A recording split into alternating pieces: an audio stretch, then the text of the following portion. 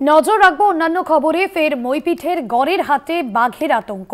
লোকালয় সংলগ্ন জঙ্গলে বাঘের পায়ের ছাপ।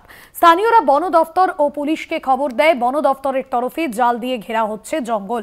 গত কয়েকদিন আগে মইপিঠে বাঘের পায়ের ছাপ দেখে আতঙ্ক ফেলেছিল সাধারণ মানুষের মধ্যে, এবং গতকালই আমরা দেখলাম যে মইপিঠের বাঘকে জঙ্গলে ছেড়ে দেওয়া হয়েছে। আবারও নতুন করে বাঘের আতঙ্ক।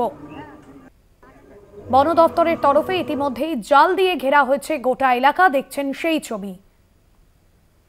লোকালয় সংলগ্ন জঙ্গলে বাঘের পায়ের ছাপ, আর যা দেখে আতঙ্ক বাড়ছে স্থানীয়দের মধ্যে।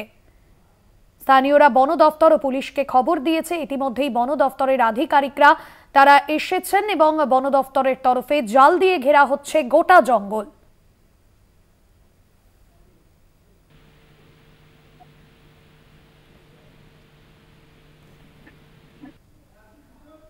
রাজু দাস আমাদের প্রতিনিধি রয়েছেন ফোন লাইনে।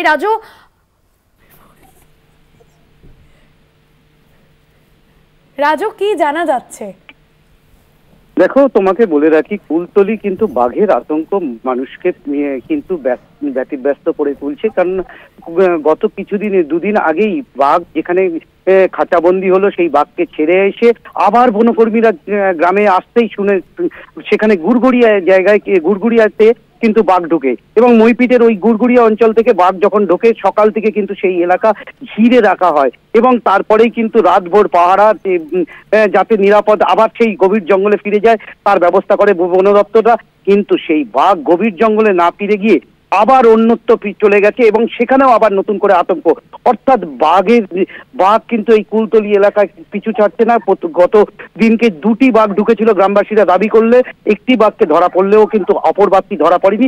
সে কিন্তু ওই গুড়গুড়িয়া এলাকায় ছিল, এবং সেই গুড়গুড়িয়া থেকে আবার সে অন্যত্র পাড়ি দিয়েছেন, এবং এখনো পর্যন্ত বন দপ্তর মনে করছেন যে আবার নতুন জায়গা চিহ্নিত করা হয়েছে। সেখানেও 3 দিক ঘিরে আবার একদিক জঙ্গলের দিকটা ফাঁকা রাখা হবে যাতে বাঘ নিরাপদে তার জঙ্গলে ফিরে যায়, তারই ব্যবস্থা করছে।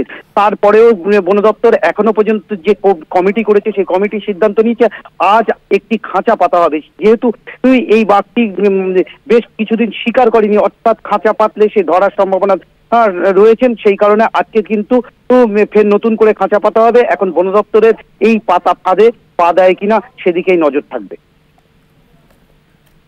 একদমই সঙ্গে থাকো।